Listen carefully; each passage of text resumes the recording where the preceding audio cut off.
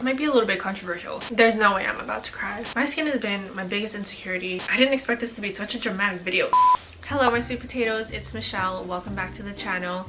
Today I really wanted to talk about skincare and skincare tips that I wished I knew sooner. I'm in my late 20s now. I work in the skincare industry, and these are some things that I wish I could tell my younger self, like my high school, college self, or even like 2 years ago. I wish I could go back in time and tell myself these things, and I want to share them with you guys today. But before I do, I think it's important to note that everyone's skin is different. Certain products that worked for one person might not work for you, and that's okay. But these are some things that I think can be applied regardless of your skincare, things that I think really anyone could benefit from, and I'm gonna tell you about it while I do my own skincare and makeup and get ready for the day. So if you're down for that, then keep watching. Okay, I just got done washing my face, and the first tip, which actually wasn't a part of my list, but I'll just say it, it's to pat your face dry instead of rubbing it. So I literally just like pat my face super gently like this to get off any of the like big water drops. That way you're not dragging your skin, you're causing more irritation. It's just so much better for your skin to just pat it dry. But then my second tip is to not pat your face completely dry, especially if you're using a humectant serum. So I'm using the CosRX Advanced Snail 96 Mucin Power Essence. It's a long name, but this is just a serum that uses like snail secretion or something, I think. And humectant serums like this work better if your skin is a little damp, as opposed to putting this on completely dry skin. So after cleansing, I don't pat my face completely dry. I still leave some water on my skin so that it's still damp. That way the serum can absorb into my skin better, because humectants basically attract water to themselves. So once you put the serum on, it's gonna take the water like in the air or something, like on the surface of your skin, and it's gonna draw that water into your skin. But if there's nothing to draw from, it's just gonna take the moisture that's in your skin already, and if that happens, it's gonna feel like the serum's not doing anything for your skin. So if you felt like you've ever used a serum and then afterwards it feels like it's doing nothing for your skin, like your skin still feels dry even though it's supposed to be hydrating your skin, then try applying the serum onto slightly damp skin instead. I should also mention that my skin is dry, sensitive, and acne prone. I am very acne prone. I have had acne since, I want to say 5th grade, and I'm in my late 20s now and I still struggle with acne. So I know a thing or two about struggling with acne. I do also have like rosacea, eczema, large pores, a lot of acne scarring, hyperpigmentation, wrinkles, fine lines, all of those things, but I'm going to talk a bit more about those things later. Now I'm going to take the Herbivore Nova Vitamin C Serum. I really like this serum because this is one of the only vitamin C serums I could find that doesn't have orange as an ingredient. If you saw my video from last year about all the crazy allergic reactions that I was having, you would know that I found out I'm allergic to oranges. And it just so happens that oranges are a very common ingredient, especially in vitamin C serums, because oranges are of course a great source of vitamin C. So it's really hard to find a good vitamin C serum that doesn't have oranges that I can use, but this one from Herbivore does not contain oranges, so I can actually use it. So my next tip is that hydration is key. Hydration is so important no matter your skin type. Even if you have oily skin and you think you don't need moisturizer, you still need moisturizer. Trust me, I used to have oily skin when I lived in Hawaii. Now I have dry skin, so I definitely need moisturizer, but even when I had oily skin, I still was like, oh, I don't need to moisturize because I'm already oily enough. I'm also now taking the Dr. Jart Ceramidin Cream. This is like my favorite moisturizer, so I just take that much. So anyway, when I had dry skin, I thought I didn't need moisturizer. My skin used to be so greasy and red and irritated, and I would always wonder why, since I had super oily skin. So I was like, my skin feels like it should already be moisturized enough since I have so much oil, but really my skin was overcompensating for the lack of hydration. So it was producing more oils. And because my skin was so dehydrated, my barrier was really weak. That's why I also still got a lot of acne and breakouts. So keeping your skin barrier, like the top layer of your skin, hydrated and moisturized is super important so that it can function properly. Your skin barrier helps to keep the good stuff in and any of the bad stuff out. Good stuff being like moisture and hydration, and bad stuff being like pollutants, irritants, any other bacteria out there. But in order for it to function properly, it needs to be healthy and hydrated. So that's why keeping your skin hydrated is so important. And I think even if you have oily skin, there are moisturizers out there made for oily skin that aren't as heavy or like suffocating. Skincare is really all about finding what works for your skin. It is a little bit of a gamble, but there are ways to test and make sure that a product works for you without sacrificing the entire integrity of your skin. Like, you can do patch tests, look up ingredients. There are websites that I like to use to check ingredients before I buy a product, like Inky Decoder. You can put all of the ingredients of a product in and it'll tell you in so much detail all about each and every ingredient and whether it's a pore clogging or if it's a good or bad ingredient. So I definitely recommend doing your research before you buy any products. Do a patch test before you slather it all over your face and potentially cause a reaction. But back to my main point, hydration is so important. Even just drinking water throughout the day is super important.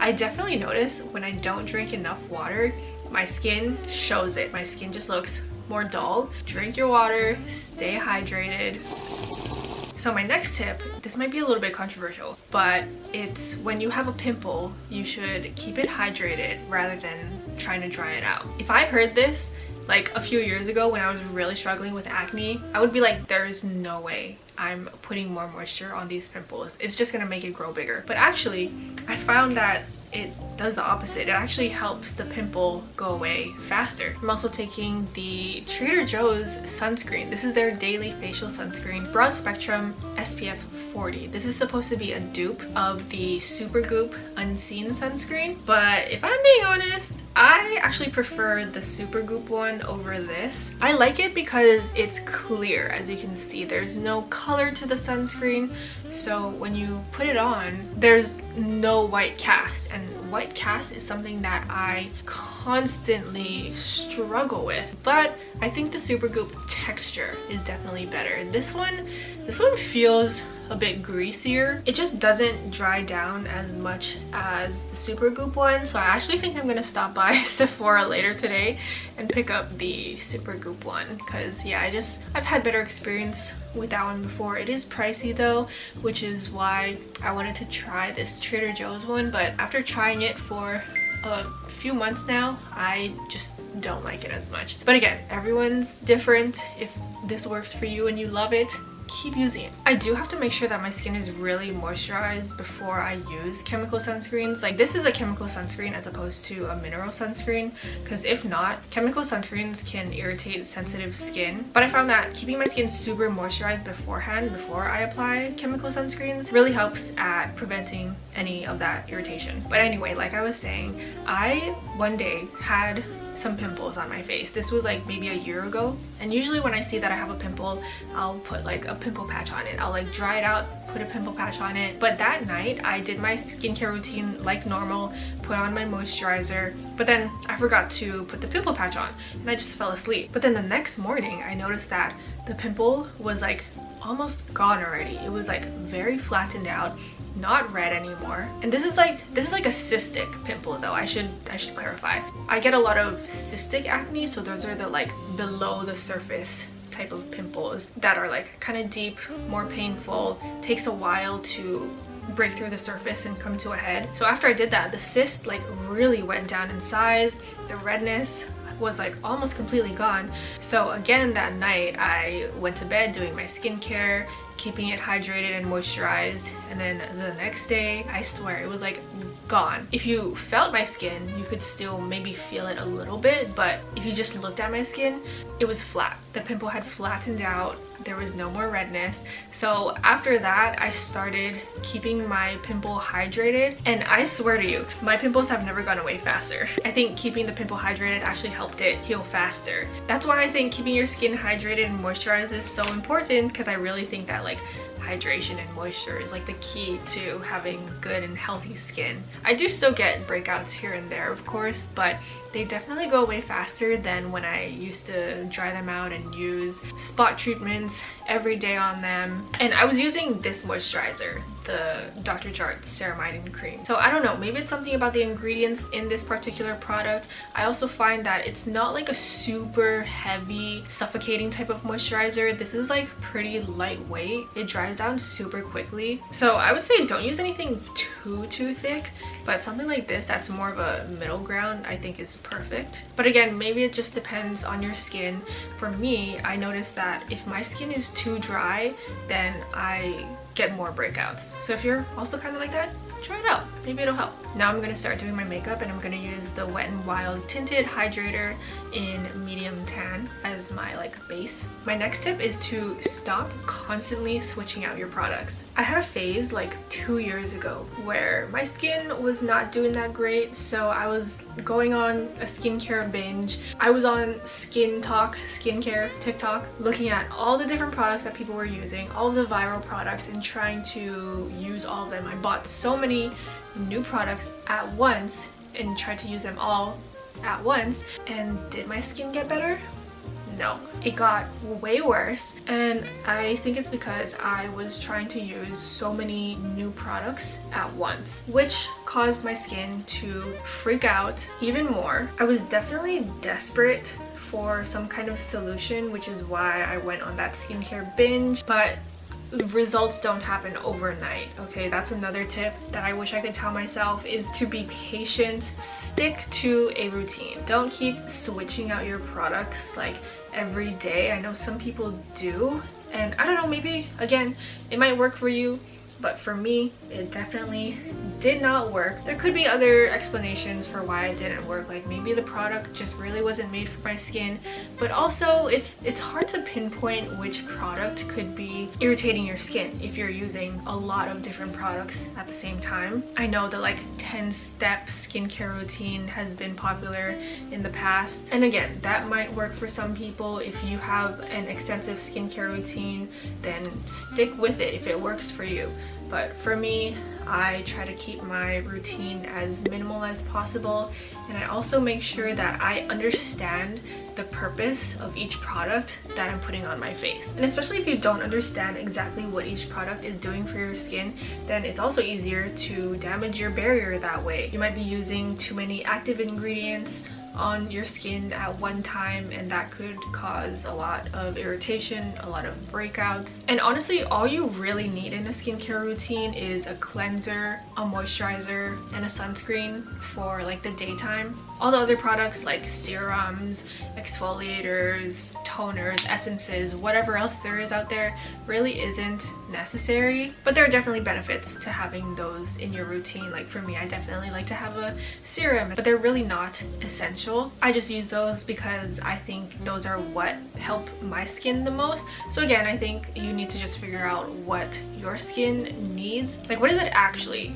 truly need? And then incorporate those into your routine. And if you don't really need it, don't use it. So stick to a routine, and remember that less is more. So I've been talking about like different skin types and all that throughout this video, and I think that's also something else that is important to know. So the next tip is to figure out what your skin type is. Your skin type can definitely change. Like I said, I used to live in Hawaii and my skin type was oily there because it was just so humid. But since moving to San Francisco, the climate is just so much drier here.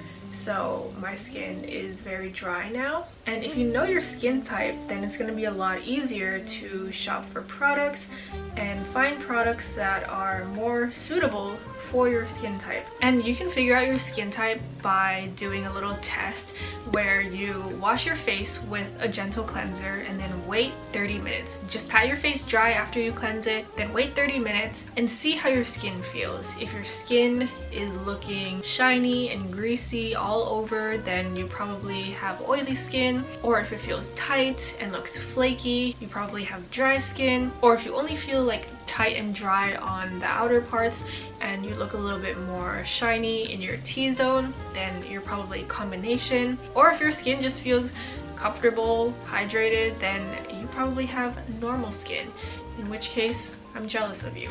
That's how I figured out what my skin type was maybe like a year or two ago. Well, first of all, I noticed that all the products that I was using at the time wasn't doing anything for my skin anymore. And then I realized that, you know, maybe my skin type has changed. And ever since switching to more hydrating products, my skin has been so much better. So yeah, figure out your skin type. It'll probably make your life so much easier. And the last thing I wanted to talk about, I mentioned this earlier, but it's about normalizing skincare imperfections. Like if you have acne, texture, large pores, fine lines, hyperpigmentation, rosacea, blackheads, whiteheads, scars, any of these things, all of these things that society tells us are flaws or imperfections about your skin, just know that that is all normal. That is all completely normal, and it is okay to have those things. I know it sucks to have these things because they're seen as like bad or like unattractive, but I think that's just because we're conditioned to think that skin needs to be perfect, when in reality there is no such thing as perfect skin. There is just Photoshop, Facetune, and filters, which a lot of the times people use more often than you realize. This is also kind of just me talking to myself, reminding myself of these things, because especially these last few weeks I've been feeling kind of insecure about my skin. Ew, why am I on the verge of crying right now? There's no way I'm about to cry while I'm doing my eye makeup. No way. No, I'm not gonna let this happen.